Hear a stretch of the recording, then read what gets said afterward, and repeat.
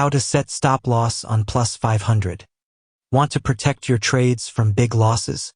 In this quick tutorial, I'll show you how to set a stop loss on Plus500, a super handy tool for managing risk when trading. First, log in to your Plus500 account and open the platform on your device. You can use the web version or the mobile app.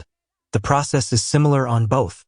Next, search for the instrument you want to trade, like a stock, crypto, or forex pair, and click buy or sell, depending on your trade direction.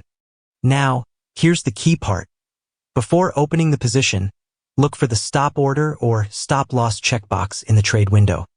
Check it, then enter the price where you want your position to automatically close if the market goes against you.